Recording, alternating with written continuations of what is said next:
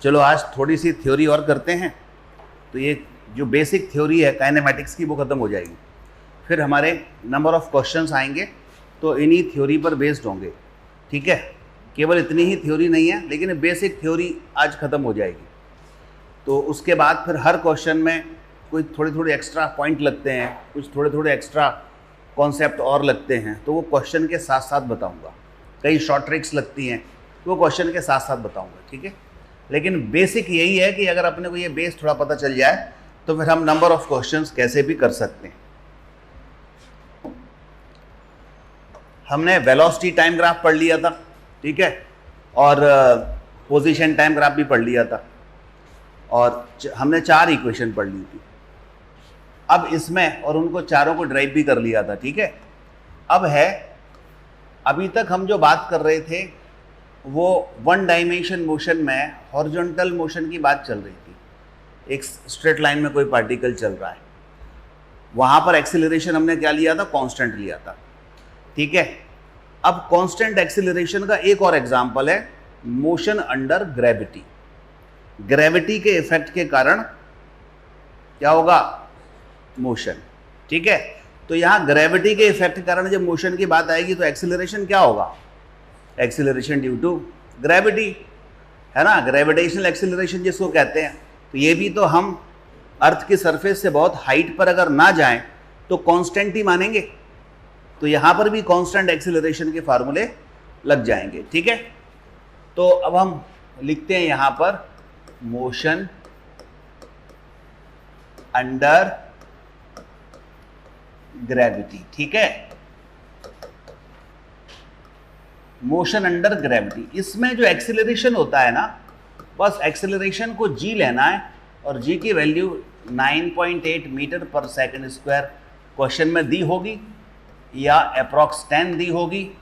नहीं दी है तो आसान करने के लिए 10 यूज़ कर सकते हैं, कोई समस्या नहीं है। ठीक है, क्वेश्चन को इजी करने के लिए हम 10 कर सकते हैं। अगर नहीं दी हो, दी है तो फिर जो दी है वो लेंगे। फ्रॉम a height, ठीक है, तो ये केस बना, ये कोई टावर है जिसकी हाइट h है। एक स्टोन को या किसी कॉइन को हम यहां पर जस्ट ड्रॉप कर रहे हैं। ड्रॉप करेंगे तो इसकी जो इनिशियल वेलोसिटी है वो क्या होगी, 0। अब ये पार्टिकल या कॉइन धीरे धीरे नीचे आएगा तो उसकी वेलोसिटी या स्पीड कंटिन्यूसली बढ़ती जाएगी। कौन बढ़ाएगा, एक्सीलरेशन ड्यू टू ग्रेविटी। तो A इक्वल टू जो G लग रहा होगा वो इसकी स्पीड को बढ़ाएगा। G की वैल्यू देखो अप्रॉक्स 10 मीटर पर सेकंड स्क्वायर है। इसका मतलब है कि इसकी स्पीड में इंक्रीमेंट हर सेकंड पर कितना हो जाएगा, 10। ठीक है, तो अगर सोचो इधर हम फेंक रहे हैं कितने, और अगर जस्ट ड्रॉप कर रहे हैं, फेंक नहीं रहे, जस्ट ड्रॉप कर रहे हैं, तो मैं आपसे कहूँ ये बढ़ते बढ़ते बढ़ते इसकी स्पीड 100 मीटर पर सेकंड कब हो जाएगी, 10 सेकंड बाद हो जाएगी, क्योंकि हर सेकंड में कितनी बढ़ रही है, 10 बढ़ रही है। ठीक है, तो मान लीजिए बढ़कर के जितनी भी हो गई, यहाँ ग्राउंड पर जब वो टकराएगा तो v वेलोसिटी से टकराएगा, फाइनल वेलोसिटी है v, और यहाँ से यहाँ तक आने में उसको टाइम लगा t। तो इन सबकी कहानी देखते हैं। पहला इक्वेशन इसी सिचुएशन के लिए यूज़ करते हैं, v equal to u plus a t. बोलो v क्या है, v है, u क्या है, 0 है, a क्या है, g है, इंटू टी। तो v इक्वल टू क्या लगा, जी टी। तो अगर हमें टाइम पता हो कि एक स्टोन पर्टिकुलर हाइट से ग्राउंड पे टकराने में इतना टाइम ले रहा है, तो हम उसकी स्पीड बता सकते हैं कि कितनी स्पीड से टकराएगा। जैसे अगर मान लो वो 10 सेकंड ले रहा है, ऊपर से नीचे टकराने में 10 सेकंड ले रहा है, तो जी की वैल्यू भी 10 मानी है, तो फाइनल वेलोसिटी कितनी हो गई, 100 मीटर पर सेकंड से टकराएगा। सिंपल बात है। ठीक है, तो v equal to ji t लग जाएगा। यहाँ पर एक बात और ध्यान रखनी है कि अब हम इसमें साइन का भी ध्यान रखेंगे। जब ये फॉर्मूले लिखेंगे ना तो इनमें प्लस माइनस भी ध्यान रखेंगे, क्योंकि ये सब वेक्टर हैं। v क्या है, वेक्टर है, u वेलोसिटी वेक्टर है, a एक्सीलरेशन वेक्टर है। ठीक है ना, तो इसका और वेक्टर में अगर किसी स्केलर से मल्टीप्लाई कर रहे हैं तो टोटल क्वांटिटी तो वेक्टर ही होगी। तो वेक्टर में साइन लिखना पड़ता है, तो अब साइन किसको प्लस लें किसको माइनस लें, इसका सिंपल सा तरीका है। वैसे कई अजम्पशन हो सकते हैं, क्योंकि ये सब जो होती है ना साइन कन्वेंशन, ये कन्वेंशन है। कन्वेंशन मतलब परंपरा, किसी ने एक मान ली उसको आप भी फॉलो कर लो, लेकिन ये जरूरी नहीं है कि कन्वेंशन जो किसी ने बना ली उसी को हम माने, कुछ भी मान सकते हैं अपन तो, लेकिन एक जो मान ली फिर चेंज नहीं करना कि आज हमने ये मान ली कल दूसरी मान ली, या एक ही क्वेश्चन में किसी को कुछ मान रहे हैं किसी को कुछ मान रहे हैं। तो हम क्या करेंगे, सबसे इजी कन्वेंशन जो है वो ये है साइन की, कि डायरेक्शन ऑफ मोशन कहीं भी हो, डायरेक्शन ऑफ मोशन, इसको हम पॉजिटिव अज्यूम कर लें। ठीक है, डायरेक्शन ऑफ मोशन कैसे पता चलेगा, इनिशियल टू फाइनल पोजीशन। सबसे पहले सोचिए इनिशियली पार्टिकल किधर, सबसे पहले सोचिए इनिशियली पार्टिकल किधर है।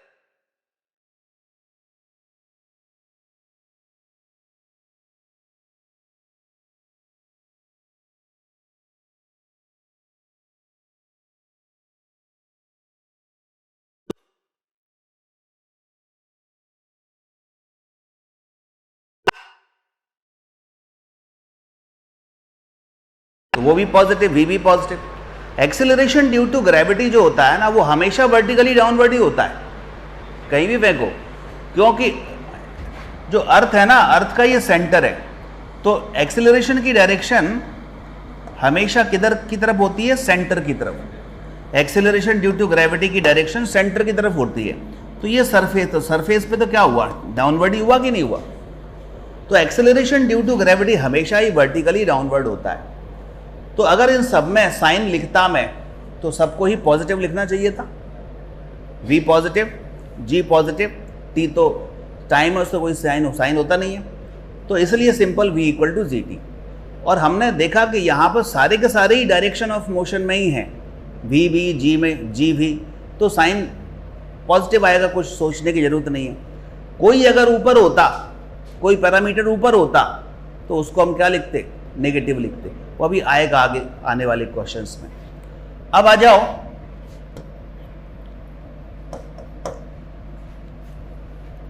h हाइट से गिरा रहे हैं, तो एक फॉर्मूला ये भी लग सकता है, s equal to u T plus half a t square. s की जगह h लिख दीजिए, u कितना है 0, हाफ, a की जगह g टी स्क्वायर। इसमें भी सभी में प्लस ही आएगा। h जो है ना, ये डिस्प्लेसमेंट है, और डिस्प्लेसमेंट की डायरेक्शन भी क्या होती है, फ्रॉम इनिशियल टू फाइनल, तो वो भी डाउनवर्ड ही आ रहा है, और जो डाउनवर्ड मोशन है वो सभी क्या है, पॉजिटिव। तो आप देखेंगे h इक्वल टू आया हाफ जी टी स्क्वायर। ठीक है, एक फॉर्मूला ये लग गया। अगर कोई टाइम बता दे कि इतना टाइम ले रहा है एक पार्टिकल किसी हाइट से गिरने में, तो हम उसकी हाइट निकाल सकते हैं, कैसे, हाफ जी टी स्क्वायर लगा के। ठीक है, अगर हमें पता चल जाए कि ऊपर से किसी को जब ड्रॉप कर रहे हैं तो ग्राउंड पर आने में इतने सेकंड लगते हैं, तो हम वो हाइट पता कर सकते हैं, कैसे, h equal to half G T square से। ठीक है, चलो अब आ जाओ, इसी t की वैल्यू हम निकाल सकते हैं। ठीक है, तो t की वैल्यू क्या आएगी, जरा सॉल्व करो। अगर हम t इक्वल टू, ये 2 का यहाँ मल्टीप्लाई कर लो, 2h बाय जी, रूट लगा दो। और अगर हमें हाइट पता हो कि इतनी हाइट से गिर रही है वो, तो हम वो टाइम निकाल सकते हैं किस फार्मूले से, t equal to under root 2h by G से। और h पता हो तो क्या निकाल सकते हैं, हाइट निकाल सकते हैं। और टाइम भी पता हो और कितनी वेलोसिटी से गिरेगी वो भी निकाल सकते हैं, gt। h पता है तो क्या v निकाल सकते हैं। हमें हाइट पता है, इतनी हाइट से गिरा रहे हैं, तो कितनी वेलोसिटी से वो टकराएगी ग्राउंड पर, वो निकाल सकते हैं, बिल्कुल निकाल सकते हैं। कौन सा formula, v square equal to you square, v square equal to you square plus 2as। तो u तो 0 हो जाएगा, स्क्वायर है तो रूट लग जाएगा, 2 a की जगह g आ गया, s की जगह h आ गया, तो v इक्वल टू क्या बन गया, अंडर रूट 2gh। तो इतने फार्मूले हैं बस पहले केस में, कि आप देखेंगे h पता है, h हाइट से किसी बॉडी को ड्रॉप करोगे तो वो ग्राउंड पर √2gh वेलोसिटी से कोलाइड करेगा, टकराएगा। ठीक है, v equal to ji T होगी final velocity, h equal to half G T square हो जाएगा और t इक्वल टू कितना √2h/g। ठीक है, ये है फर्स्ट केस। अब हम सेकंड केस अगर देखें, अगर इसको ड्रॉप नहीं करें, जस्ट थ्रो करें, तो जहां जहां पर हमने u की जगह पर 0 पुट किया है, सबकी जगह क्या आ जाएगा, वो वेलोसिटी आ जाएगी जिस वेलोसिटी से थ्रो किया है। ठीक है, तो सेकंड केस है, ये लिख लिया होगा, नहीं लिखा तो लिख लो।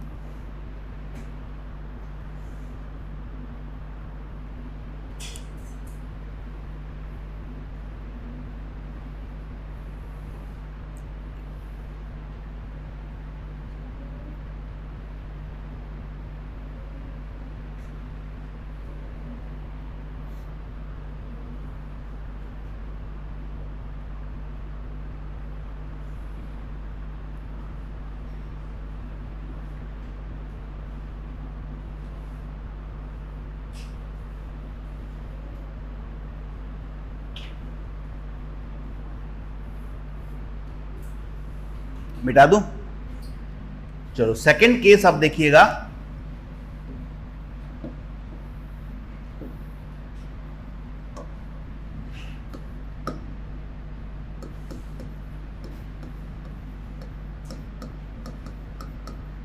इफ पार्टिकल इज प्रोजेक्टेड या थ्रोन भी कह सकते हैं, डाउनवर्ड, ठीक है, विद इनिशियल वेलोसिटी u। तो ये केस था आपके पास। ये देखो यहां पर एक टावर है, ये हाइट h है, एक ऑब्जेक्ट को ऐसे थ्रो कर रहे हैं u वेलोसिटी से, फाइनल वेलोसिटी v हो जाएगी, t टाइम लेगा और एक्सेलरेशन वही है g। अब फॉर्मूले क्या लगेंगे, v equal to u plus g t, s equal to s की जगह क्या आ जाएगा h इक्वल टू कितना u T plus half G T square, v square equal to you square plus 2gh, ये लग जाएगा। बस यही तीन फॉर्मूले लगने, तो सारे प्लस होंगे, कोई माइनस नहीं होगा। क्यों? क्योंकि डाउनवर्ड मोशन है और डाउनवर्ड मोशन किसकी डायरेक्शन होती है, डायरेक्शन ऑफ मोशन है, ठीक है ना, तो सारे डाउनवर्ड ही रहेंगे।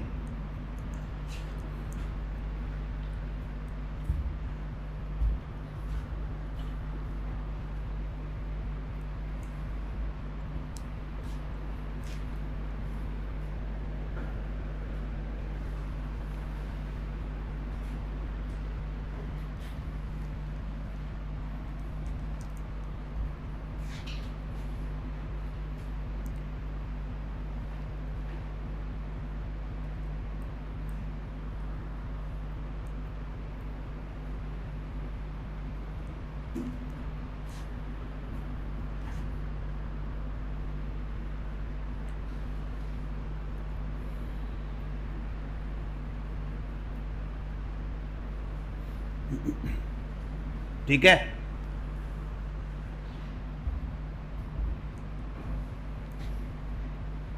अब अगर किसी ऑब्जेक्ट को हम ऊपर फेंकें, ऊपर से नीचे की बजाय नीचे से ऊपर फेंकें, ठीक है, मिटाऊं इसको,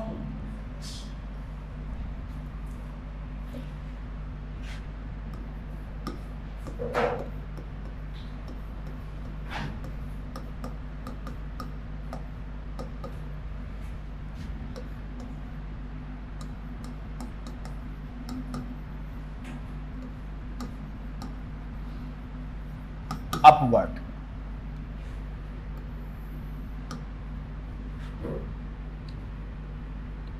ये आपके पास ये ग्राउंड है, u वेलोसिटी से ऊपर थ्रो कर रहे हैं, फाइनली कहां तक जाएगी, h हाइट तक गई मान लो, और जाकर के यहां पे रुक जाएगी, ठीक है। ऐसा होने में टाइम t लगा। सिंपल सी बात है ना, एक बॉडी को नीचे से ऊपर फेंको तो क्या होगा, अब जो उसकी स्पीड बढ़ रही थी अब क्या होगी, कम होने लगेगी, कम होते होते होते होते किसी पर्टिकुलर हाइट पर जाकर के जीरो हो जाएगी, ठीक है, उसके बाद और ऊपर नहीं जाएगी वो। ऐसा होने में t टाइम लगा, तो अब फार्मूले अपन अप्लाई करते हैं।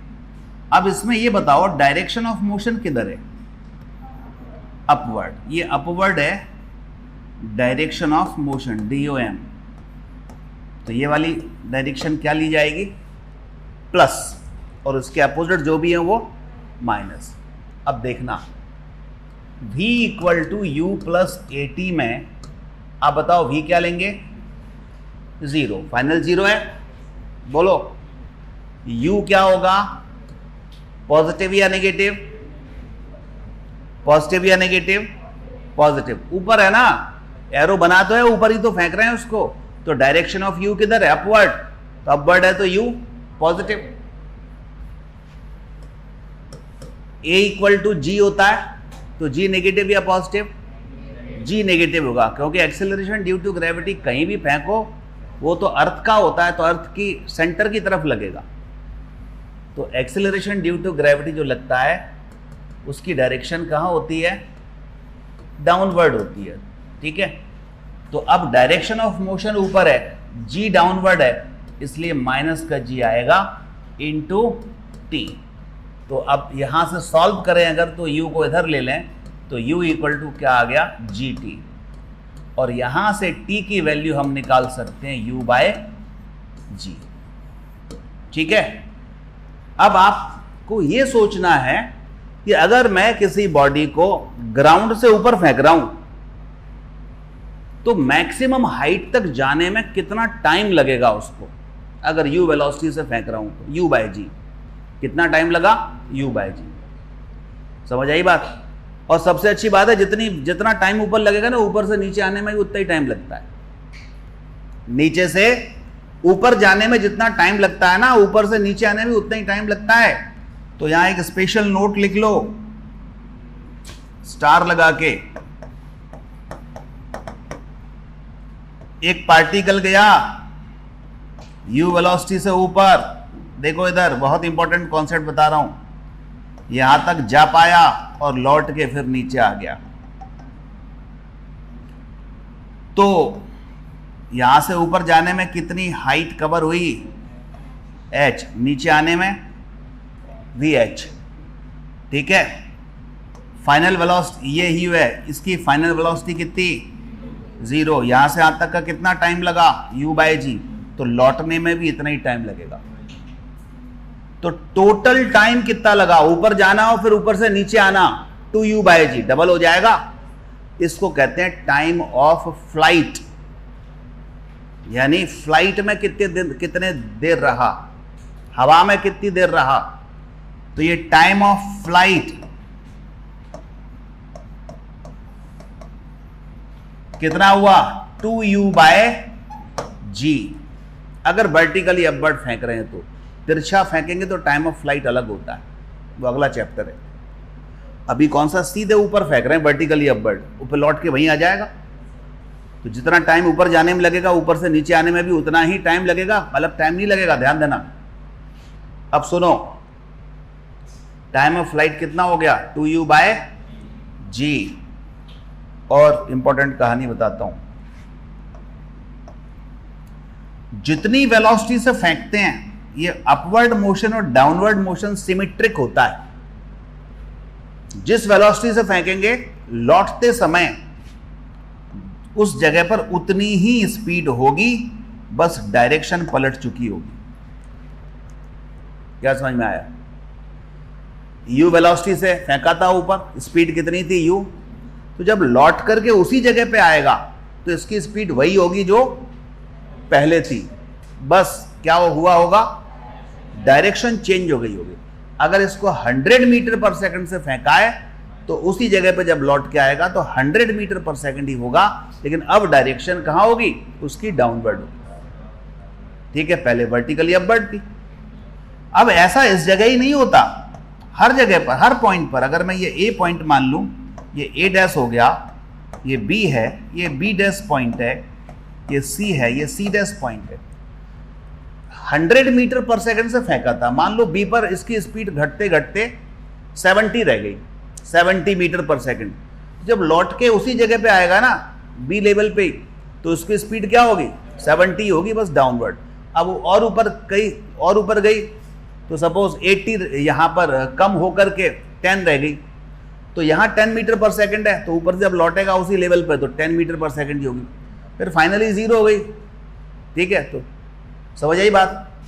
इस जगह पर ये पॉइंट बना रहा हूं, at same level speed is same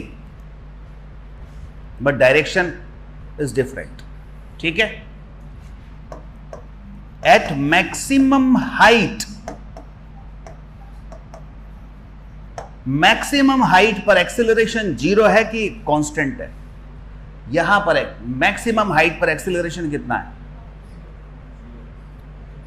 constant, 0 नहीं है। वेलोसिटी 0 है, एक्सेलरेशन 0 नहीं है, क्योंकि एक्सेलरेशन वेलोसिटी नहीं होता, एक्सेलरेशन चेंज इन वेलोसिटी होता है। एक्सेलरेशन क्या होता है, change in velocity upon time. तो यहां पर वेलोसिटी तो 0 है, लेकिन चेंज इन वेलोसिटी 0 नहीं है, क्योंकि ये जो हाईएस्ट पॉइंट है उसके ठीक पहले वेलोसिटी की डायरेक्शन ऊपर होगी और उसके बाद ठीक बाद वेलोसिटी की डायरेक्शन डाउनवर्ड होगी। तो चेंज तो आया ना कुछ, तो change at maximum height acceleration वही होता है जो g है, यानी through out the motion acceleration में कोई चेंज नहीं आता, एक्सेलरेशन हर पॉइंट पर g रहता है, उसकी डायरेक्शन वर्टिकली डाउनवर्ड होती ही है। ठीक है, एक और बहुत इंपॉर्टेंट बात दिख तो रहा है ना, एक और बहुत इंपॉर्टेंट बात, सेम लेवल पर स्पीड सेम, हर जगह पर क्या same, acceleration due to gravity भी सेम, और distance covered by the particle is also same. कैसे? अगर मैं कहता हूं ये हाईएस्ट पॉइंट को मैं सपोज डी मान लूं, सी से डी तक की जो डिस्टेंस है सपोज क्या मान लूं, बाई मान लूं, सी से डी तक की डिस्टेंस सपोज बाय है, ये बाई है अपवर्ड मोशन में। तो डाउनवर्ड मोशन में भी डी से सी तक की डिस्टेंस वाई ही होगी, वैसे भी दिख रहा है।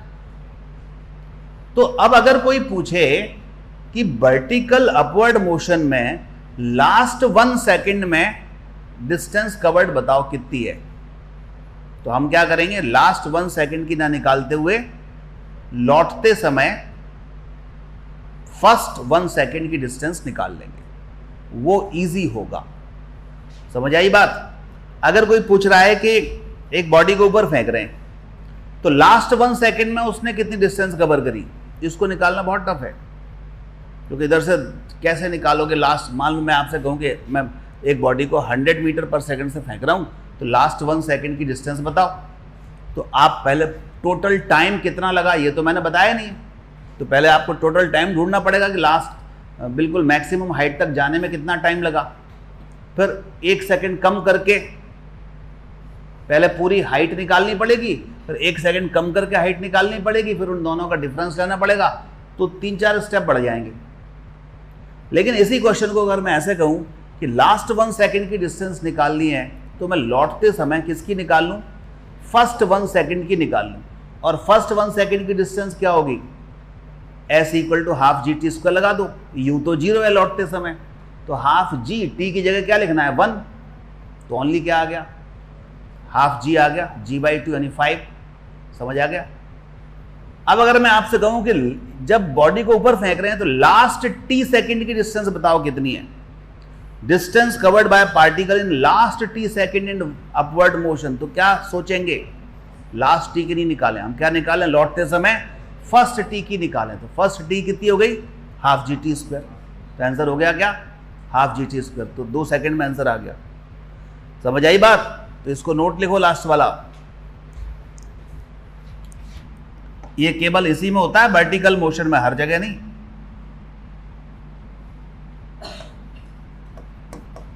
Distance covered in last t second is equal to distance in first t second in downward motion. This distance covered last t second in upward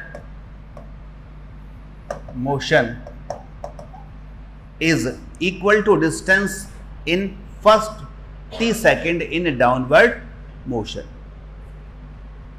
First t second in downward motion.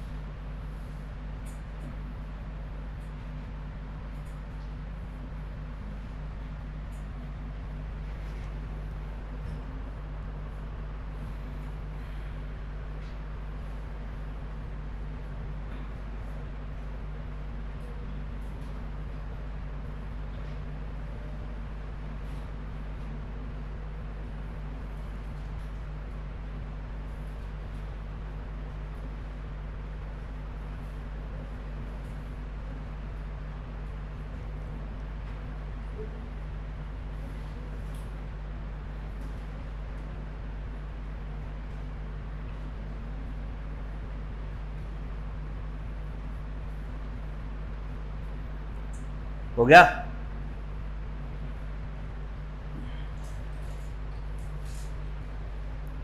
अब अगर ऐसा करूं, एक body को ऊपर से ऊपर फेंक रहा हूं, ठीक है, मिटा दूं इसको। सारे केसेस हैं, इनको देखते जाना ढंग से, अभी सुनूंगा मैं कैसे क्या है। नेक्स्ट केस,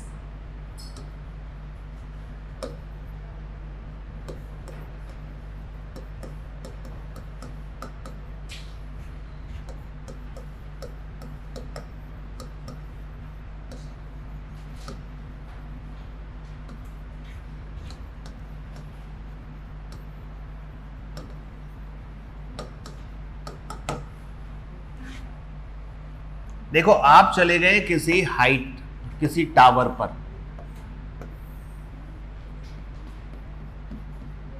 कितनी हाइट का टावर है? h हाइट का।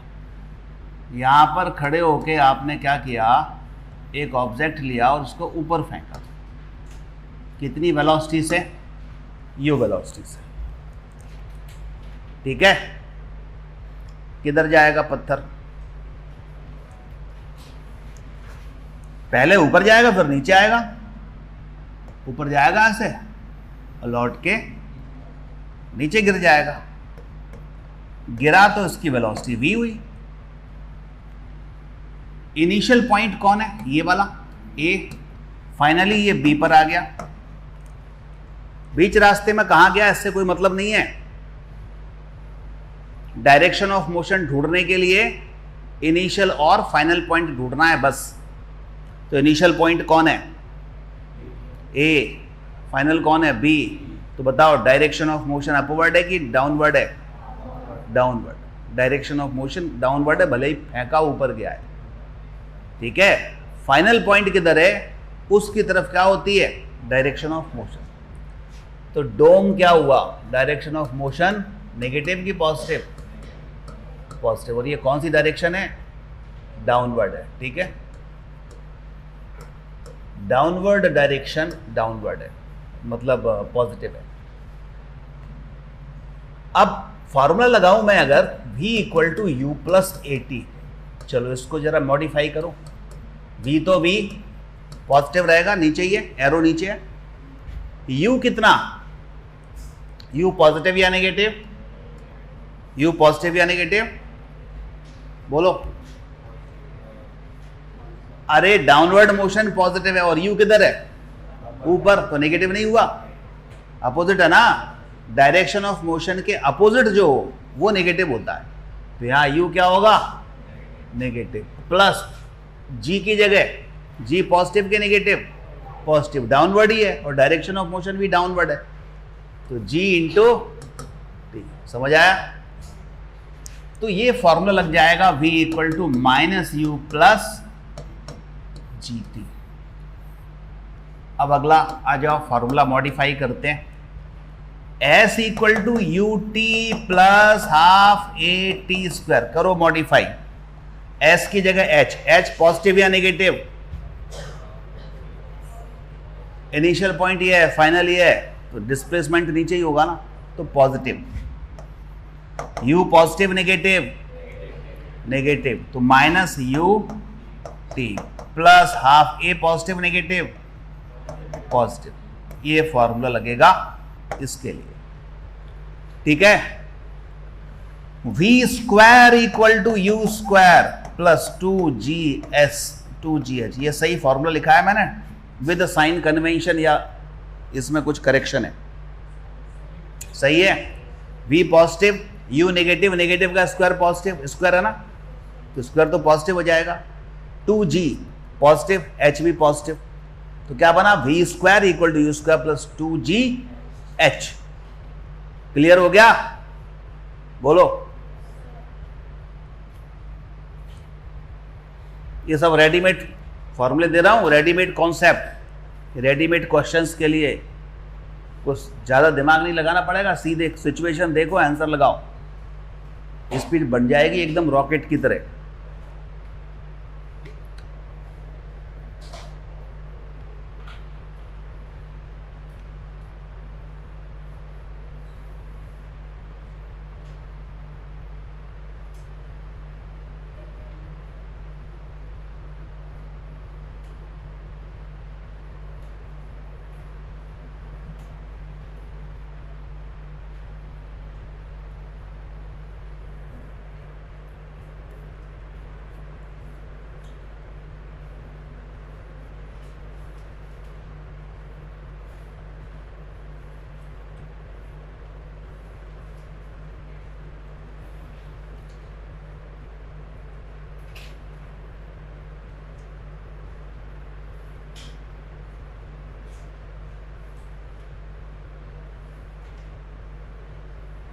अब इस वाले के देखो बहुत सारे एग्जाम्पल बताता हूं। एक तो यही हो गया, कुतुब मीनार पे चढ़ के अपन ऊपर फेंक दें। अब एक बैलून है, बैलून मिटा दूं उसको?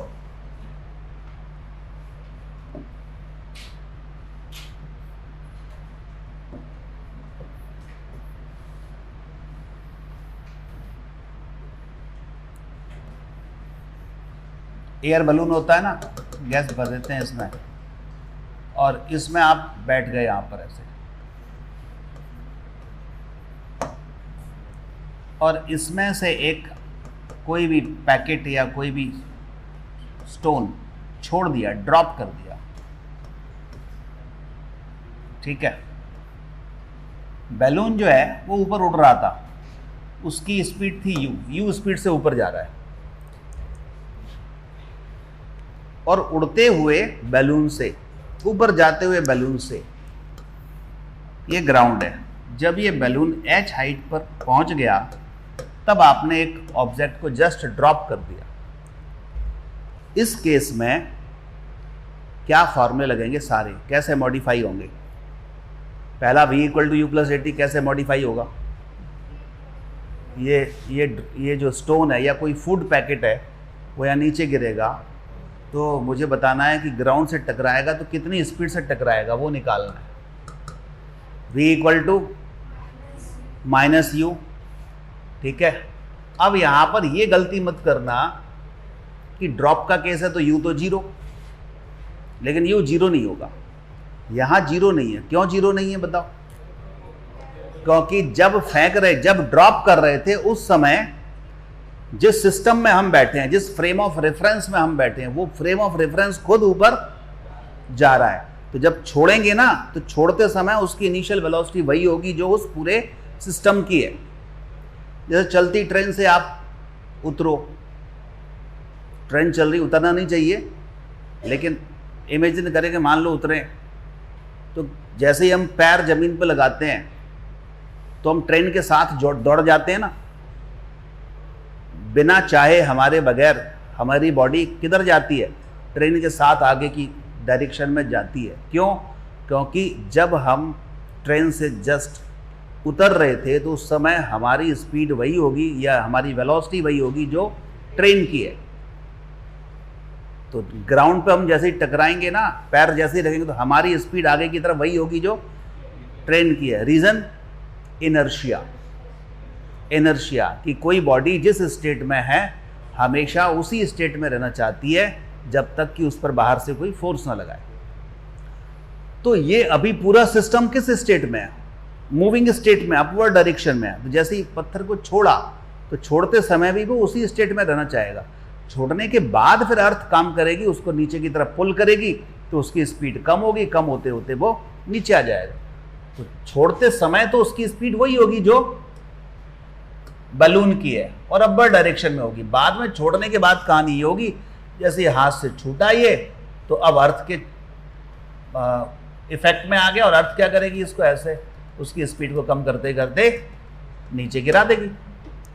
तो इसमें वही केस लगेगा जो अभी हमने इसके पहले किया, उसी का एग्जाम्पल है। सारे फार्मूले उसको ही लगेंगे, minus u plus g t, और h equal to minus U T plus g T square, v square equal to you square plus 2gh। ठीक है,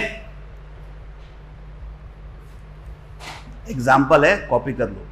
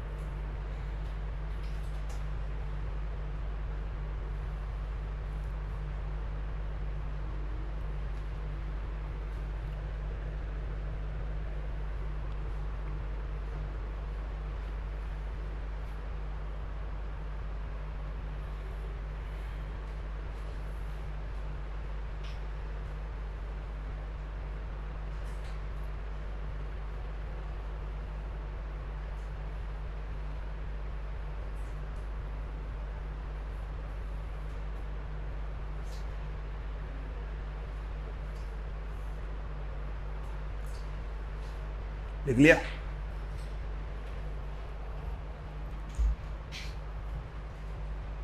मिटा दूं?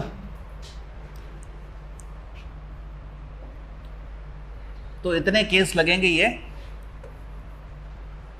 मोशन अंडर ग्रेविटी में, ये अपने को सारे ध्यान रखने। एक और क्वेश्चन देखता हूं, क्वेश्चन देखें। एक पार्टिकल है, वो ऐसे कवर ऐसे चल रहा है, पहले ए पर आता है, फिर बी पर आता है, फिर सी पर आता है। ए से बी तक डिस्टेंस वही है जो बी से सी तक की। जब ए पर आता है तो इसकी स्पीड है v1, सी पर आता है तो इसकी स्पीड है v2। बताओ जब बी पर आएगा तो उसकी स्पीड क्या होगी? और ये कांस्टेंट एक्सेलरेशन से चल रहा है, acceleration is constant. Particle is moving on a straight line, ठीक है। When it is at A, its speed is u1 and at C speed is v2, ठीक है। Find speed at V, AB equal to BC, ये condition लगा दी। देखो दो part में करेंगे हम, दो पार्ट में ऐसे करेंगे। पहले AB के लिए, फॉर AB, AB के लिए क्या होगा? AB के लिए हमें क्या क्या दिया है वो देखो। इनिशियल वेलोसिटी A पर, B की फाइनल वेलोसिटी, डिस्प्लेसमेंट दिया है x, एक्सेलरेशन दिया है। 1 2 3 4 क्वांटिटी दी है, चारों में रिलेशन क्या होता है? कौन सा फॉर्मूला लगाओ? चारों के लिए कौन सा फॉर्मूला बोलो? b square equal to you square plus 2s लगा लो, क्योंकि ये फाइनल, ये इनिशियल, ये A, ये S। तो BC AB के लिए हमने फॉर्मूला लगाया कौन सा? V स्क्वायर, यानी V कौन सा? V0 स्क्वायर बराबर U1, यानी V1 दिया है तो V1 square plus 2A side में बराबर हो जाएंगे। तो फ्रॉम फर्स्ट एंड सेकंड क्या हो जाएगा? देखो राइट साइड बराबर है तो लेफ्ट हैंड आपस में बराबर होंगे ना। तो V0 square minus V1 square equal to क्या? V2 square minus V0 square. इसको सॉल्व करके V0 निकाल लो, यही आंसर है। देखो ये माइनस का V0 इधर ले जाओ, ये V0 पहले से ही बैठा है, कितना हो गया? 2V0 square. इसको इधर ले जाओ, V1 square plus V2 square. V0 निकालना है तो 2 से डिवाइड करो, V1 स्क्वायर प्लस, फार्मूला बन गया नया, V0 equal to under root V1 square plus V2 square upon 2। और ये 3-4 जगह लगेगा, ठीक है। तो ये एक बार तो सॉल्व करना पड़ेगा, फिर सॉल्व नहीं करना पड़ेगा, फिर सीधे अप्लाई कर देंगे अगर ऐसी सिचुएशन कहीं दिख जाए तो। पहली सिचुएशन तो यही है, बढ़िया सा कॉपी कर लो समझते हुए, फिर मैं बता रहा हूं और कहां लगेगा।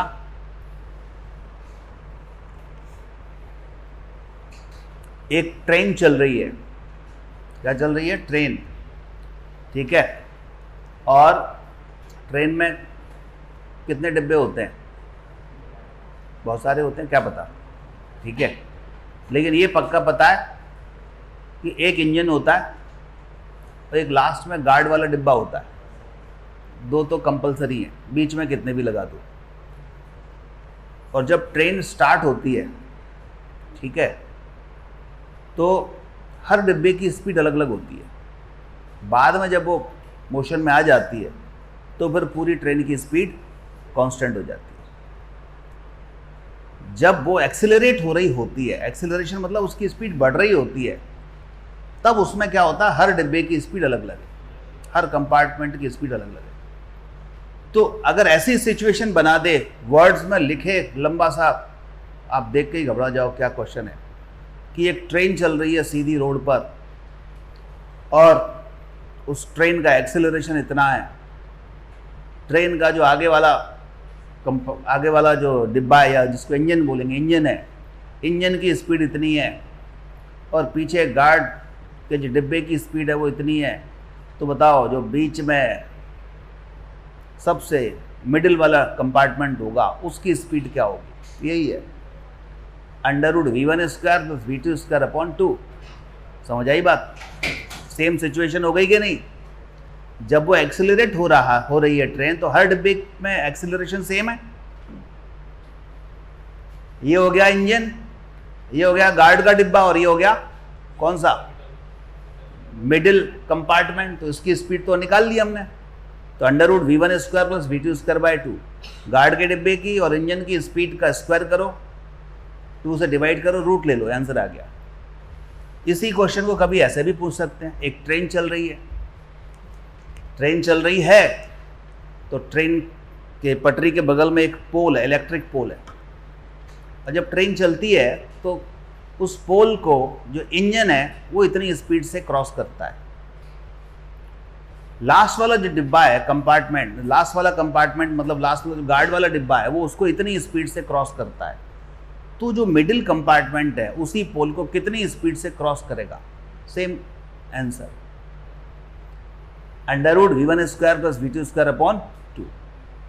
समझ आई बात? अब बायोलॉजी वाली बात बताता हूं। हमारा जो ब्रेन होता है ना, वो ब्रेन जो है वास्तव में एक्सीलरोमीटर होता है, मतलब एक्सीलरेशन को मेजर करता है, एक्सीलरेशन को फील कर सकता है, वेलोसिटी को नहीं। समझ आई बात? ये बायोलॉजी में क्वेश्चन आ जाएगा। हमारा ब्रेन क्या फील करता है? एक्सीलरेशन, चेंज को फील करता है। तभी ब्रेन में हरकत होती है जब कुछ उसको चेंज दिखाई देता है, और कुछ चेंज दिखाई नहीं देता तो फिर तो वो कंफर्ट जोन में रहता है, उसको कोई दिक्कत नहीं होती। इसका मतलब ये हो गया कि अगर आप जो है किसी प्लेन में बैठे हैं, किसी रॉकेट के अंदर बैठे हुए हैं, या इवन ट्रेन में बैठे हुए हैं, ट्रेन की स्पीड तो ज़्यादा होती नहीं है, तो आप देखते हैं ना प्लेन में जब वो टेक ऑफ करता है और लैंड करता है, केवल तभी सीट बेल्ट बांधने के लिए कहते हैं, उसके बाद नहीं कहते ना, है ना। तो उसका रीज़न यही है कि जब वो टेक ऑफ कर रहा है तो उसकी स्पीड धीरे धीरे नहीं बढ़ रही, बहुत तेज़ी से बढ़ रही है। मतलब एक्सेलरेशन क्या है? बहुत ज़्यादा है, तो चेंज बहुत ज़्यादा हो रहा है, तो हमारे ब्रेन में हलचल पैदा हो जाएगी, उल्टियाँ आएंगी, घबराहट महसूस होगी, ठीक है। तो जो पहली बार बैठे हैं उनको दिक्कत आएगी कि अब टपका ये, है ना। तो इसलिए वो सीट बेल्ट बांध देते हैं। जिनको ज़्यादा दिक्कत होती है तो कान में रुई लगा देते हैं, कुछ चॉकलेट वगैरह दे देते हैं कि तुम इसमें आपका मन बहला रहे। और जैसे ही एक पर्टिकुलर हाइट पर पहुंच करके हॉरिजॉन्टल हो गया वो, तो वहाँ पर उसकी स्पीड मैक्सिमम हो जाती है, जितनी बढ़नी थी बढ़ गई। अब जो बढ़ करके अब और नहीं बढ़ाते, अब कांस्टेंट है, अब कांस्टेंट स्पीड से चल रहा है, वो इतनी स्पीड है उसकी, कांस्टेंट स्पीड है, लेकिन कांस्टेंट स्पीड को हमारा ब्रेन फील ही नहीं करता, तो अब कंफर्ट जोन में आ जाएगा, फिर कोई दिक्कत नहीं है। दिक्कत वहीं तक होती है जहां तक वो 0 से मैक्सिमम स्पीड तक पहुंचना है। स्विंग देखा है? वो मेले में लंबा ऊंचा वाला झूला होता है ना। तो उसमें भी कई बच्चों को दिक्कत आती होगी, बच्चों को दिक्कत नहीं आती, खैर। नीचे से ऊपर जा रहे हैं तो आनंद आता है कि नहीं? ऊपर से नीचे आते हैं तो और ज़्यादा आनंद आता है। तो उसका रीज़न भी यही है। क्यों? नीचे से ऊपर जा रहे हैं तो स्पीड क्या हो रही है? चेंज हो रही है, कम हो रही है ना। नीचे जो सबसे नीचे यहाँ पर मैक्सिमम होती है, फिर ऊपर जाएगी तो स्पीड कम होगी, और जैसे यहाँ से फिर नीचे आएगी तो स्पीड बढ़ने लगेगी। तो मतलब एक्सीलरेटेड मोशन है ये। वर्टिकल सर्कल क्या है? एक्सीलरेटेड मोशन है, और एक्सीलरेटेड मोशन है तो ब्रेन में हलचल होगी। तो इसलिए हमारा जो ब्रेन है वो एक्सीलरेशन को मेजर करता है, या एक्सीलरेशन को फील करता है, ना कि स्पीड को। ये ध्यान रखना।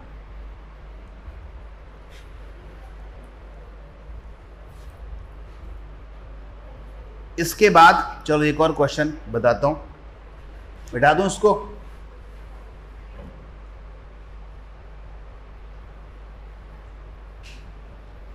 बुकलेट लाएं आप अपनी?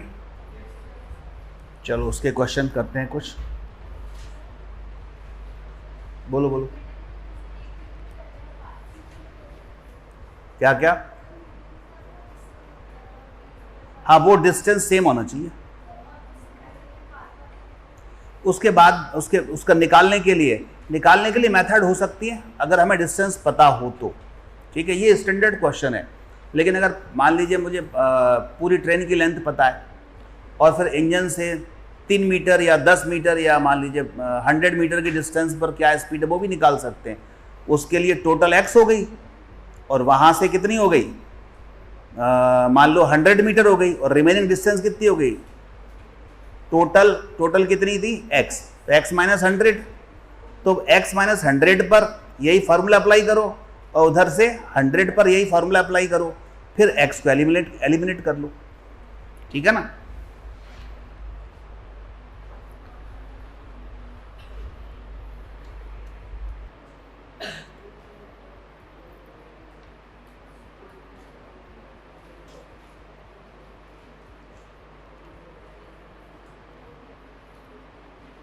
चलो देखो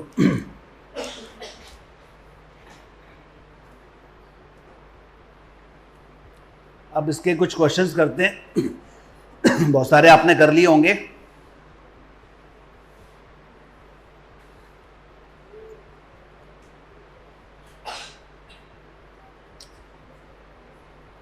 चलो इस क्वेश्चन पर आ जाओ, क्वेश्चन नंबर 3, ठीक है।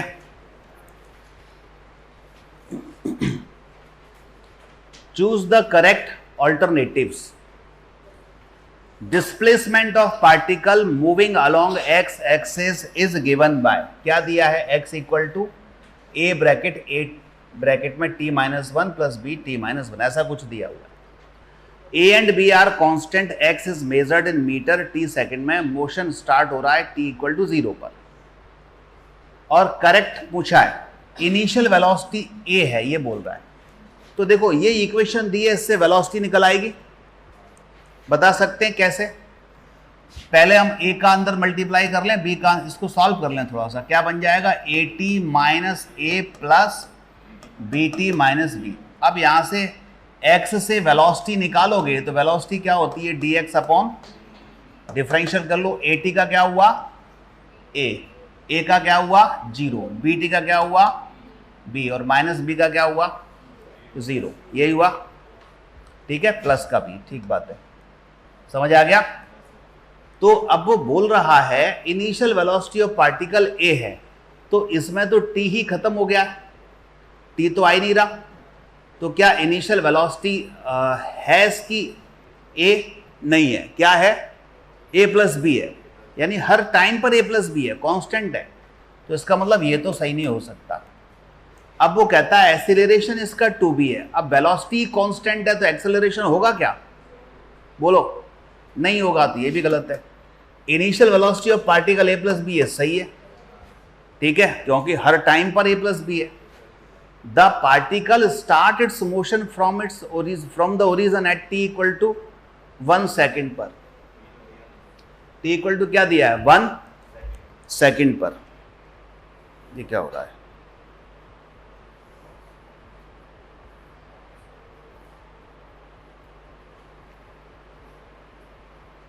t इक्वल टू कितना हो गया 1 सेकेंड पर, ये देखते हैं जरा है कि नहीं है सही।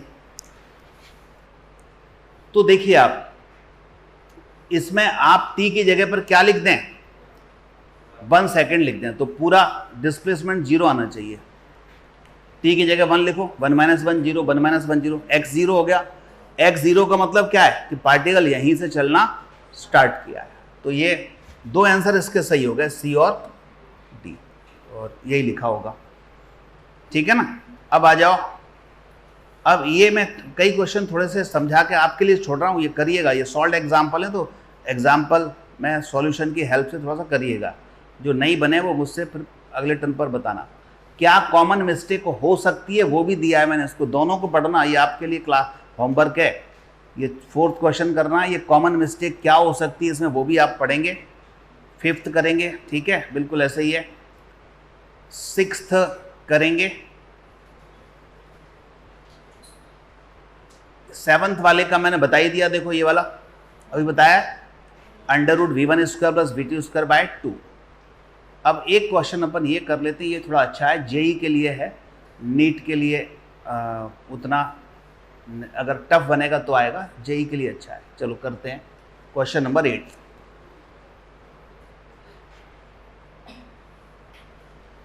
अ particle travels according to equation, क्या इक्वेशन दी है बताओ, इसको ध्यान दो, क्या इक्वेशन दी है, a equal to capital A minus b v, where a क्या है, एक्सीलरेशन है, capital A and capital B क्या है, कांस्टेंट है, v वेलोसिटी है, find its velocity as a function of time, यानी v की वेलोसिटी टाइम के फंक्शन के फॉर्म में निकालनी है। और दूसरा question find terminal velocity, terminal velocity भी निकालनी है। अब आप देखो टर्मिनल वेलोसिटी क्या होती है और फंक्शन ऑफ टाइम की बात क्या कर रहा है। क्योंकि इसमें थोड़ा हार्ड मैथमेटिक्स लगना है, इंटीग्रेशन तगड़ा वाला लगना है, ठीक है, इसलिए ये प्योर जेई के लिए क्वेश्चन आता है। नीट में 2018 के पहले आते थे, अब इनका पैटर्न खत्म हो चुका है, लेकिन फिर भी अपन समझ लें इसको, ठीक है। देखो एक पार्टिकल है, उसका इक्वेशन क्या दिया है, small a equal to a minus B b, a acceleration है और ए और बी क्या है, कांस्टेंट है, v वेलोसिटी है। अब वो पूछ रहा है कि वेलोसिटी निकालो, its velocity as a function of time, time के साथ इसका फंक्शन हो। इसमें तो कहीं टाइम दिख रहा है क्या, इक्वेशन में कहीं टाइम दिख रहा है, नहीं दिख रहा, मतलब टाइम अपने को इसमें फंसाना पड़ेगा बीच में, तब जाके वो वेलोसिटी टाइम का फंक्शन बनेगा। तो हम क्या करते हैं, ये जो एक्सेलरेशन दिया है, इस एक्सेलरेशन को हम dv ओवर dt लिख सकते हैं क्या, बताओ, लिख सकते हैं ना, टाइम आ गया, rate of change in velocity equal to a b भी लिख सकते हैं। अब dt को इधर ले जाओ, इसको कहते हैं वेरिएबल सेपरेट करना। इंटीग्रेशन में वेरिएबल सेपरेशन मेथड होती है। वेरिएबल सेपरेशन का मतलब है कि अगर मैं dt को यहां ले जा रहा हूं तो dt के साथ t का फंक्शन होना चाहिए और dv के साथ किसका होना चाहिए, v का। इसको बोलते हैं वेरिएबल सेपरेशन। तो अगर मैं dt ले जा रहा हूं तो t तो कहीं है ही नहीं है, तो dt vb में तो v है, ये a माइनस vb किसके साथ होना चाहिए, dt के साथ या dv के साथ, dv के साथ होना चाहिए। तो a माइनस vb पूरे को नीचे ले आएंगे। तो आप देखो इसमें यहां ले आया, dv डिवाइड बाय क्या, a माइनस vb इक्वल टू dt। अब दोनों तरफ क्या लगा दिया, इंटीग्रेशन। इंटीग्रेशन लगाया तो अब लिमिट, इसमें dt है तो टाइम की लिमिट लगेगी, इसमें dv है तो वेलोसिटी की लिमिट लगेगी। टाइम की लिमिट इनिशियल टाइम 0 हो गया, फाइनल टाइम t हो गया। 0 टाइम पर इनिशियल वेलोसिटी भी 0 और फाइनल वेलोसिटी क्या हो गई, v। अब v ही निकालना है अपने को। अब यहां पर देखना ध्यान से, अब ये थोड़ा तगड़ा वाला इंटीग्रेशन है। तगड़ा वाला इंटीग्रेशन इसलिए क्योंकि हमने ये देखा था 1/x का इंटीग्रल क्या होगा, log x, ठीक है। यहां पर भी कुछ ऐसा ही दिख रहा है, 1/a माइनस बी दिख रहा है। तो हम 1/a माइनस बी भी का इंटीग्रेशन करेंगे। तो पहले आ जाएगा सिंपल log कितना, a माइनस बी, यही आ जाएगा।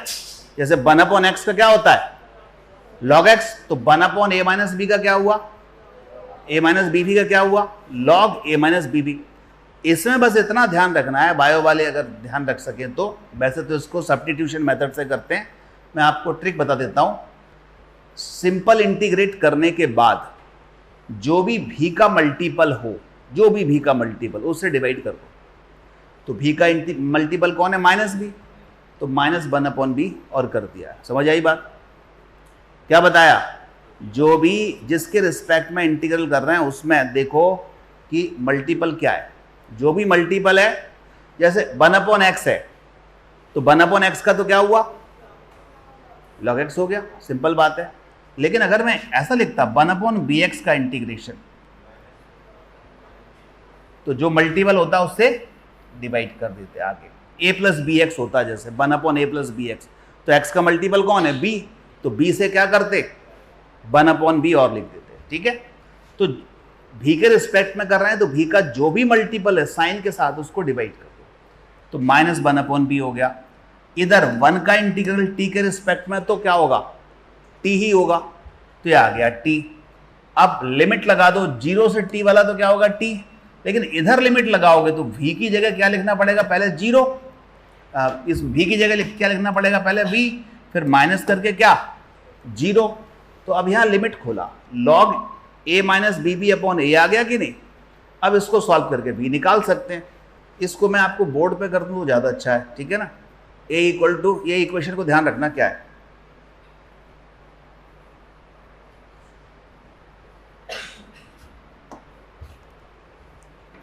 क्या इक्वेशन थी? Small a equal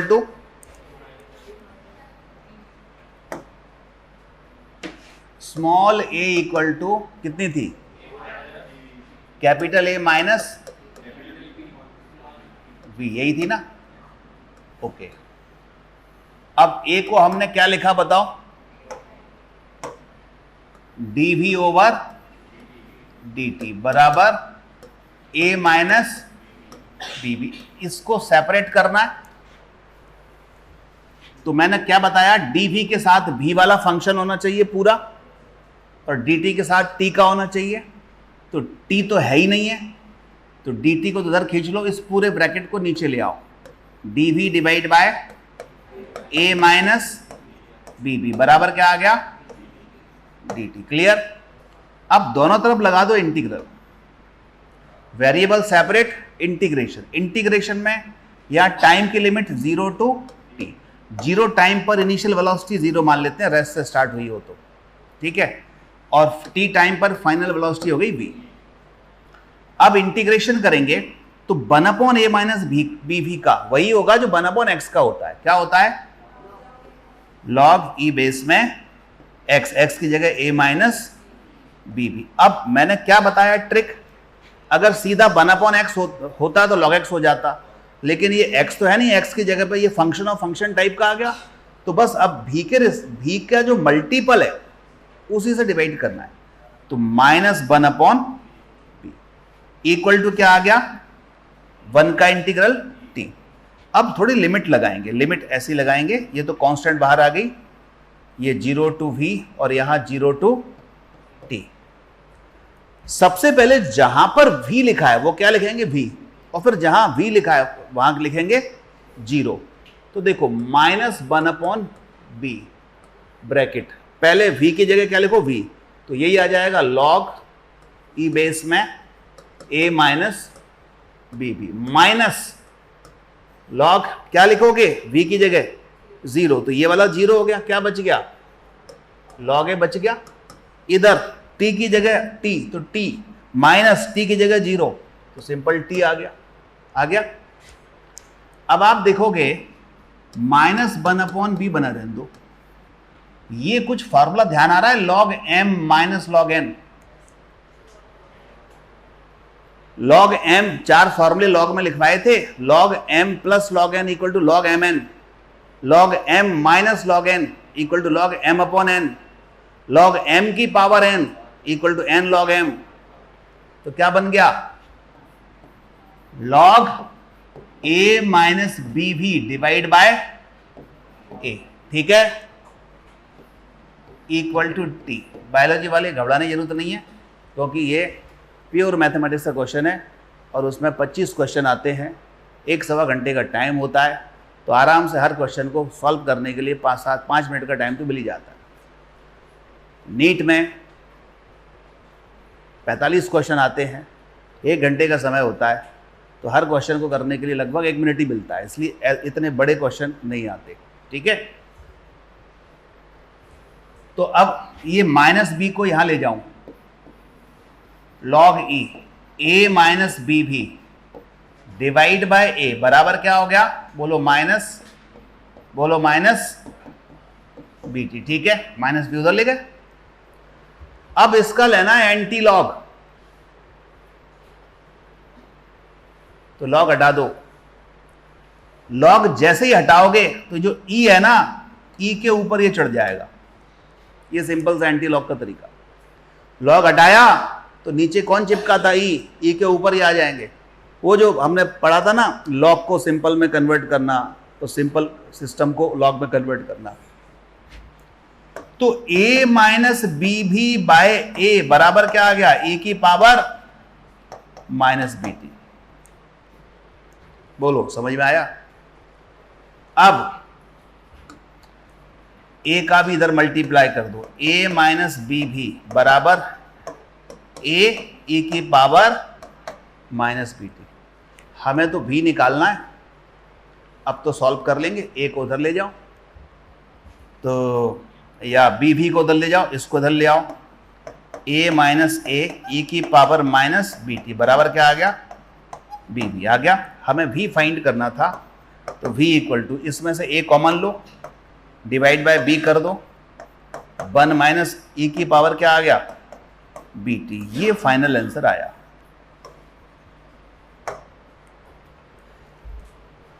v equal to a by b 1 minus e की पावर माइनस bt। तो वो क्या पूछ रहा था, वेलोसिटी टाइम का फंक्शन बन गया, वेलोसिटी टाइम का फंक्शन। समझ आई बात। अब एक क्वेश्चन और पूछा था इसमें, कौन सा, टर्मिनल वेलोसिटी। अब टर्मिनल वेलोसिटी क्या होती है, टर्मिनल मतलब बिल्कुल लास्ट वाली वेलोसिटी, और लास्ट वाली वेलोसिटी मतलब ये वेलोसिटी एक्चुअली किसका फंक्शन है, टाइम का फंक्शन है। जैसे जैसे टाइम बढ़ रहा है तो वेलोसिटी बढ़ रही है, बढ़ के जितनी बढ़नी थी बढ़ जाए, मैक्सिमम हो जाए, उसके बाद तो कांस्टेंट हो जाएगी। तो उस कांस्टेंट वेलोसिटी को ही क्या कहते हैं, टर्मिनल वेलोसिटी बोलते हैं। अब बताओ, जब वेलोसिटी बढ़ते बढ़ते कांस्टेंट हो जाएगी तो उसका एक्सेलरेशन कितना हो जाएगा, 0। तो सिंपल, वो जब टर्मिनल वेलोसिटी पूछ रहा है, अब यहां से नीट का क्वेश्चन बन गया क्या, ये ऑलरेडी दे देगा वो कि velocity is a function of time, find its terminal velocity. अब मजे आ गए अपने। क्या करना है, अब यहां पर क्विक डिसीजन लेना है। नीट में क्वेश्चन ऐसे आते हैं जहां पर डिसीजन क्विक लेना हो, जेई में क्वेश्चन ऐसे आते हैं, एडवांस में क्वेश्चन ऐसे आते हैं, एडवांस में खासतौर से, जहां पर डिसीजन क्विक नहीं लेना, स्पीड की जरूरत नहीं है, आप आराम से सोचते रहो और उसका सॉल्यूशन निकालते रहो। क्योंकि इंजीनियर्स को ज़्यादा क्विक डिसीजन नहीं लेने होते। जैसे कोई ब्रिज बनाना है, कोई सॉफ्टवेयर डिजाइन करना है, तो उसे जो है 5 सेकंड में नहीं करना कि ये मुझे पड़ाव वाला पुल बनाना है, इंजीनियर आ गए 5 सेकंड में, उन्होंने डिसीजन लिया ऐसा ऐसा कर दो, वो बन गया, पता चला 10वें सेकंड पे गिर गया। डॉक्टर को लेकिन उल्टा होता है, डॉक्टर को डिसीजन लेने सेकंड पे। कोई मरीज आ गया, हाथ पैर कटे हैं उसके, अब आप सोच रहे हो इधर से टाँका किधर से लगाऊं, सोचता हूँ, रुको जरा, इतने में तो ऊपर चला जाएगा, या कौन सी दवाई देनी है मैं किताब में देख के बताता हूँ। तो वहाँ पे क्विक डिसीजन लेने होते हैं, ठीक है ना। एग्जामिन तो करना ही होता है, लेकिन डिसीजन बहुत क्विक लेने पड़ते हैं। ऑपरेशन थिएटर में ऑपरेट कर रहे हैं किसी को, अब आप डिसीजन ही नहीं ले पा रहे हैं कि इसको जो है क्या किया जाए, कौन सी नस काटी जाए, पता चला कुछ का कुछ काट दिया, निपट गया वो। तो वहाँ डिसीजन क्विक लेने हैं। अब जो क्विक डिसीजन लेने हैं तो क्वेश्चन भी ऐसे ही पूछेंगे वो, कि आपको ज़्यादा बड़े बड़े क्वेश्चन नहीं पूछेंगे, वो आपका मेंटल एबिलिटी का यूज़ ऐसे करवाना चाहते हैं कि कोई छोटा सा क्वेश्चन हो, लेकिन जरा सी उसके अंदर ट्रिक फंसी हो कि जल्दी से वो डिसीजन लेके उसको सॉल्व कर दे, 1 मिनट के अंदर ही सॉल्व कर दे। तो वैसे ही क्वेश्चन आते हैं, दोनों के अप्रोच अलग है। और जो मान लो एडवांस से क्वेश्चन करता रहे और इसकी प्रैक्टिस करे नहीं, तो नीट में कभी सिलेक्ट हो नहीं सकता, क्योंकि यहाँ का पैटर्न ही टोटल अलग है। तो आ जाओ, यहां से नीट का स्टार्ट हुआ, क्योंकि रीजन ये है कि अगर आप उसके क्वेश्चन देख लो ना, कहाँ चला गया, ये उड़ गया क्या? हाँ बिल्कुल मत, नहीं, जेई मेंस तक के लगाओ नीट वाले, एडवांस के भूल के मत लगाना, और 2018 के पहले के मत लगाओ नीट जेई के। चला गया लगता है, चलो खैर, कॉपी कर लिया था। और लास्ट में रिजल्ट क्या आया था बताना जरा, v equal to a by b 1 minus e की पावर माइनस bt, यही था ना। अब हमें निकालनी है टर्मिनल वेलोसिटी। लिख लो इसको, टर्मिनल वेलोसिटी की डेफिनेशन लिखो पहले। When velocity is increasing, when velocity is increasing,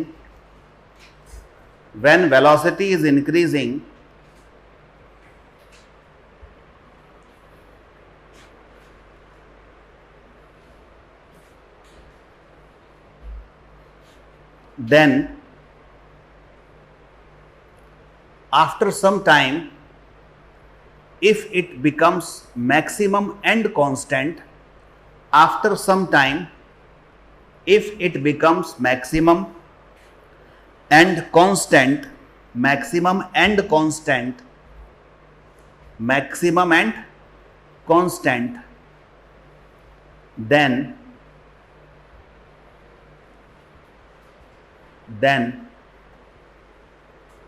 acceleration becomes zero, acceleration becomes zero. This is called terminal velocity और terminal speed. ठीक है, तो जब कभी भी टर्मिनल वेलोसिटी पूछते हैं या टर्मिनल वेलोसिटी का कोई कॉन्सेप्ट आता है तो हम उसमें क्या दिमाग लगाएंगे, क्या सोचेंगे कि इसकी वेलोसिटी बढ़कर के मैक्सिमम हो चुकी है और एसेलरेशन इसका जीरो हो चुका है। एसेलरेशन जीरो हो चुका है, इसका मतलब ये भी है कि इस पर आप कोई फोर्स नहीं लग रहा, क्योंकि F = ma होता है, A जीरो हो गया तो इसका मतलब कोई फोर्स लग नहीं रहा। नेट फोर्स इस पे जीरो है, अगर बहुत सारे लग भी रहे हैं तो सब एक दूसरे को कैंसिल आउट कर रहे हैं और नेट फोर्स इस पे जीरो हो चुका है, इसलिए इसकी वेलोसिटी कांस्टेंट हो गई। तो अब इसकी टर्मिनल वेलोसिटी निकालनी है तो हम क्या करेंगे, इसका एसेलरेशन क्या कर देते हैं, जीरो। ठीक है, तो एसेलरेशन जीरो करो मतलब इसका एक बार और डिफरेंशियल कर लो, dv/dt करके जीरो कर देते हैं।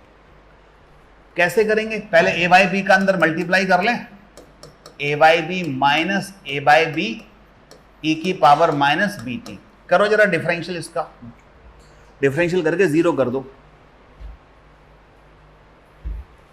बोलो, करूं डिफरेंशियल, a/b का क्या हुआ, a/b का जीरो होगा कि नहीं, कांस्टेंट है, माइनस a/b e⁻ समथिंग का, वही e⁻ समथिंग। बस अब इसमें क्या होता है, फंक्शन ऑफ फंक्शन इस माइनस bt का भी तो करेंगे, तो माइनस bt का क्या होगा, माइनस b, t का 1 हो गया, माइनस b। अब देखो ये जीरो चल रहा था, जीरो बराबर माइनस माइनस हुआ प्लस, a b से b कट गया, a e⁻ bt, ये आया कि नहीं, बोलो।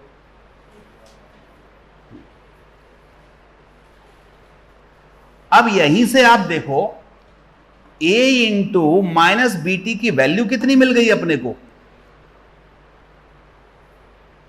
अरे यार दिख नहीं रही, zero. a into e⁻ bt की वैल्यू कितनी मिल गई, zero.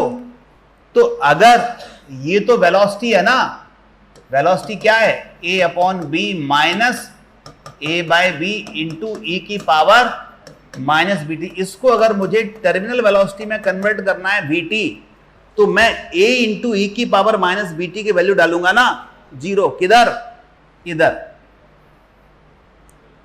a into e⁻ bt, इसकी जगह क्या पुट करूंगा, जीरो। और जैसे ही जीरो पुट करूंगा तो ये पूरा जीरो हो जाएगा, क्या बचेगा, a/b। यही क्या है आंसर।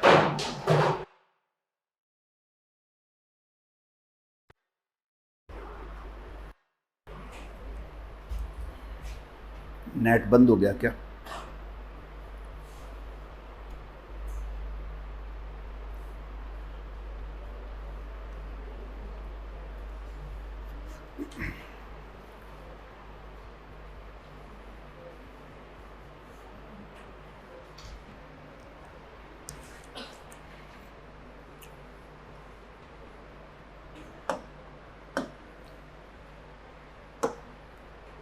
देखो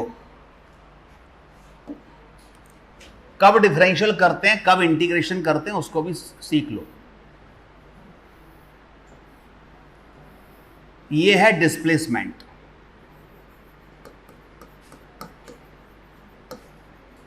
हमें डिस्प्लेसमेंट दिया है, ठीक है। डिस्प्लेसमेंट जो दिया होगा वो फंक्शन ऑफ टाइम दिया होगा, टाइम का कोई फंक्शन दिया है। डिस्प्लेसमेंट से अगर हमें क्या निकालना है, वेलोसिटी। क्या निकालना है, वेलोसिटी। तो हम क्या करेंगे, हम करेंगे डिफरेंशियल, v = dx/dt कर देंगे, तो हमारे पास क्या आ जाएगी, वेलोसिटी आ जाएगी। वेलोसिटी आ गई, ठीक है। वेलोसिटी किसका फंक्शन बनेगी, वही टाइम का। अब वेलोसिटी से मुझे निकालना है क्या, एक्सीलरेशन।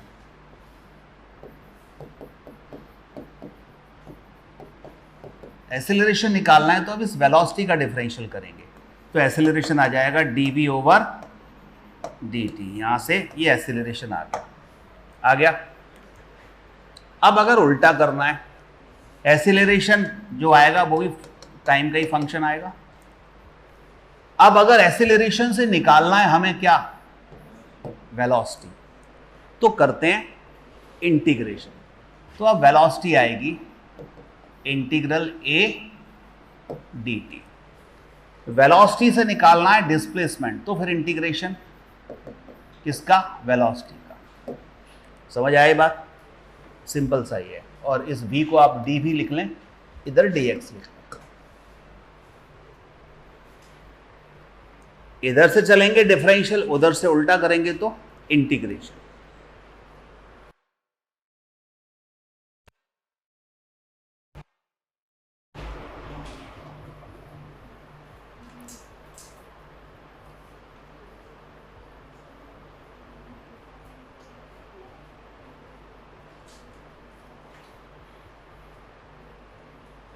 होमवर्क लिखते चलें। इलिस्ट्रेशन 9th भी करना है आपको, 9th 10th 11th, क्योंकि इन्हीं को डिस्कस करूंगा मैं अगले टर्म पे। 12th ये ग्राफ के क्वेश्चन है।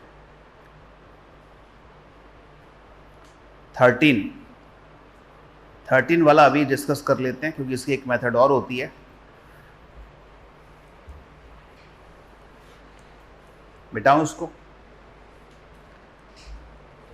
आपके पास 13 नंबर नोट्स में लिखा है, ऑनलाइन वाले भी नोट्स में निकाल लो फटाफट। क्वेश्चन नंबर 13 यहां पे कर रहा हूं मैं, इस पे 13 में लिखा है, अब पार्टिकल स्टार्ट फ्रॉम रेस्ट। इसके सॉल्यूशन में ग्राफिकल मेथड से दिया है, ग्राफ से दिया है, मैं सिंपल मेथड बता रहा हूं, ठीक है। एक पार्टिकल है, वो रेस्ट से स्टार्ट हो रहा है with acceleration alpha for some time. तो ऐसा सोचें हम, एक पार्टिकल इधर रेस्ट से स्टार्ट हुआ तो इनिशियल वेलोसिटी क्या होगी, 0। अब क्या हो रहा है बताओ, कुछ टाइम के लिए वो एक्सीलरेट होता है, कितने एक्सीलरेशन से, अल्फा। तो मान लो अल्फा से एक्सीलरेट हुआ और यहां पहुंच गया, ए से स्टार्ट होकर के बी पर। बी पर जब पहुंचा तो उसने कहा कि इसकी वेलोसिटी हो गई मैक्सिमम, तो यहां पर हो गई वी मैक्स। इतनी बात समझ आई। पहली दूसरी लाइन क्या बोल रहा है, पढ़ो। अब पार्टिकल स्टार्ट फ्रॉम रेस्ट, तो रेस्ट से स्टार्ट किया with acceleration alpha, alpha acceleration है। आफ्टर अचीविंग मैक्सिमम निकालो और टोटल डिस्टेंस कवर कितनी की है वो निकालो।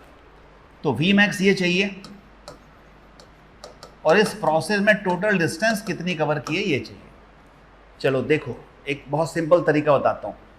ये ए बी पार्ट में कोई फॉर्मूला अप्लाई कर दो, बी सी पार्ट में कोई फॉर्मूला अप्लाई कर दो। ए सी पार्ट में मान लो ए से बी तक आने में T1 टाइम लग रहा है, बी से सी तक आने में T2 लग रहा है, तो T1 प्लस T2 क्या हुआ, T हुआ। तो ए बी पार्ट में, फॉर ए बी पार्ट क्या फॉर्मूला अप्लाई करूं, जरा आप सोच करके बताइए,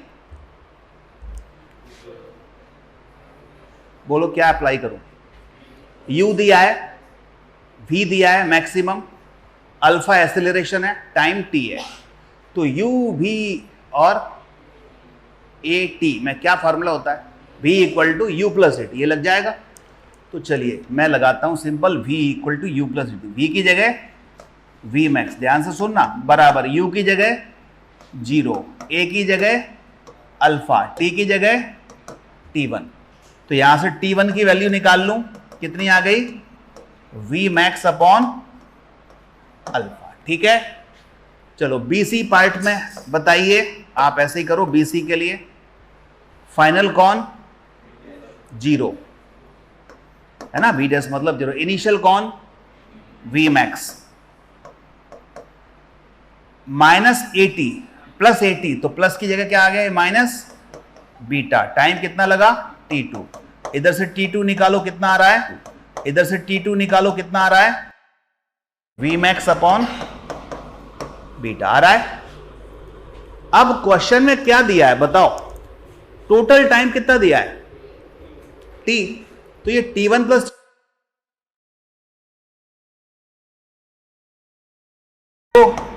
टी स्क्वायर, ठीक है, 1 सेकंड में आ जाएगा।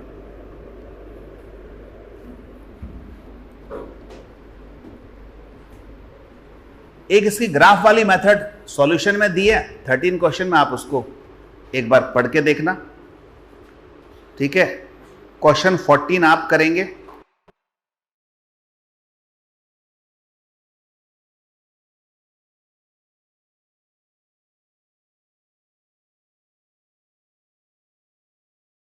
मतलब हो जाएंगे, कोई बहुत बड़ा समय नहीं, जितने हो जाए, इसमें टाइम दे रहा हूं, आप संडे तक कर लो, कोई दिक्कत नहीं है, ठीक है।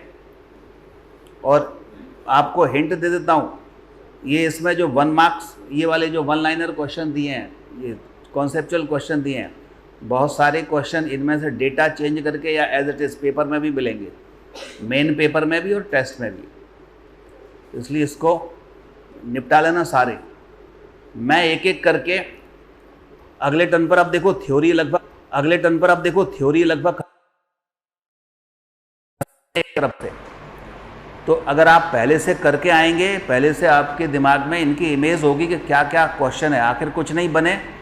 मैं ये नहीं कह रहा कि आप समझ के आओ, पढ़ उसको या याद करके आओ, या जो है हर चीज़ समझ में आ जाए वही करके आओ, घर से हर क्वेश्चन सॉल्व करके आओ।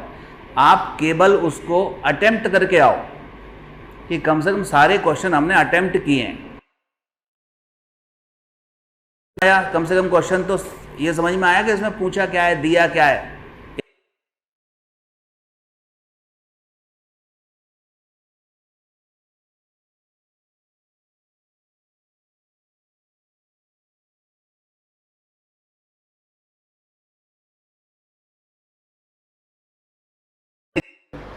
टोटल टाइम ऑफ फ्लाइट क्या होता है 2u/g, और ऊपर जाने का टाइम होता है u/g, ऊपर से नीचे आने का u/g, दोनों ऐड कर दो 2u/g, ठीक है। बैलून से एक पार्टिकल ऊपर फेंक रहे हैं u वेलोसिटी से, तो s इक्वल टू क्या लगेगा, इक्वेशन क्या, हाफ GT²। टावर से एक बॉडी को नीचे गिरा रहे हैं, ड्रॉप करा रहे हैं, तो इक्वेशन क्या होगी v वाली, v equal to GT, u तो 0 हो गया, ड्रॉप करा रहे हैं ना, ठीक है। जमीन पर कितनी वेलोसिटी से टकराएगी अगर h हाइट से गिरा रहे हैं तो, √2gh। एक बॉडी को h हाइट पर पहुंचाने के लिए इनिशियल वेलोसिटी कितनी हो, एक बॉडी को h हाइट पर पहुंचाने के लिए इनिशियल वेलोसिटी क्या होनी चाहिए, हो गई ना। अगर एक बॉडी ऊपर से नीचे टकरा रही है और √2gh वेलोसिटी से टकरा रही है, तो इसका मतलब उसको फेंका भी √2gh से ही फेंका होगा, तभी तो h हाइट पे गई वो, और h हाइट से दोबारा आ रही है तो उसी जगह पे क्या होगी, √2gh। तो ये दोनों बराबर होते हैं। अगर h हाइट पर किसी बॉडी को ले जाना है तो कितनी वेलोसिटी से फेंकना चाहिए, √2gh से, और ऊपर से नीचे जब गिरेगी टकरा के तब भी इतनी कितनी, √2gh से ही गिरेगी। ये बात समझ आ रही है, बोलो। ये फॉर्मूला क्या था, एक ट्रेन चल रही है, मिडिल कंपार्टमेंट की वेलोसिटी निकालनी थी, अंडर रूट में v1² प्लस v2² अपॉन 2,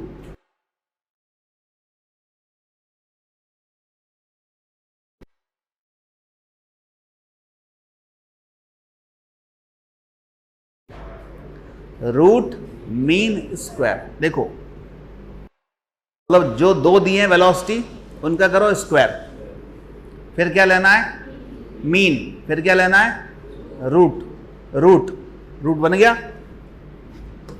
जैसे दो नंबर है a और b, उनका RMS करना है तो a² plus b² bye mean करना है तो दोनों का sum by 2, root mean square. Speed कुछ भी है तो लग जाएगा, रूट मीन स्क्वायर का मतलब ये होता है। RMS। ये काम देगा आपको जब 12th में अपन 12th क्लास की फिजिक्स में ऑल्टरनेटिंग करंट पढ़ते हैं तो वहाँ पर आता है वोल्टेज की RMS वैल्यू, करंट की RMS वैल्यू। और 11th क्लास की फिजिक्स में जब हीट पढ़ते हैं अपन, और 11th क्लास की फिजिक्स में जब हीट पढ़ते हैं अपन, थ्योरी ऑफ गैस पढ़ते हैं तो वहाँ पर स्पीड होती है RMS स्पीड, वो पढ़ा जाता है। ठीक है, और क्या क्या पढ़ा? एट मैक्सिमम हाइट एक्सीलरेशन कितना होगा? एट मैक्सिमम हाइट एक्सीलरेशन कितना होगा? कांस्टेंट कितना? g के बराबर। अच्छा, अगर वेलोसिटी जीरो है तो एक्सीलरेशन जीरो हो सकता है? अगर वेलोसिटी जीरो है तो एक्सीलरेशन जीरो हो भी सकता है और नहीं भी, तो मे बी जीरो यहां पर आएगा, क्योंकि अगर पार्टिकल रेस्ट में चल ही नहीं रहा तो वेलोसिटी जीरो है, एक्सीलरेशन जीरो है। लेकिन पार्टिकल रेस्ट में भी आ जाता है और वेलोसिटी और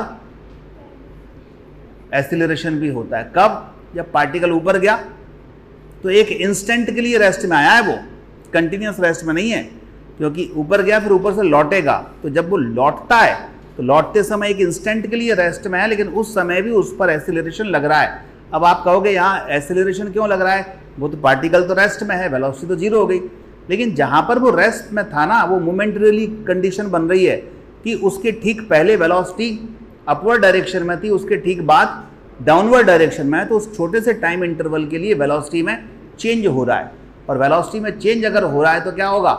एक्सीलरेशन आएगी, इसलिए यहाँ पर एक्सीलरेशन आता है। ठीक है, तो इतना कर लो आज, और ये सारे फार्मूले वगैरह एक फार्मूला डायरी में लिखते चलना, उनको याद करते चलना। नीट में तो इन्हीं फार्मूले से काम चल जाता है। ठीक है, मैं तो उससे और आगे कहानी बता रहा हूँ आपको। नीट में इस केवल फार्मूले भी ढंग से याद कर लिए, थोड़े कॉन्सेप्ट, तो इसी से क्वेश्चन आ जाते हैं, जो नया पैटर्न है उसमें। तो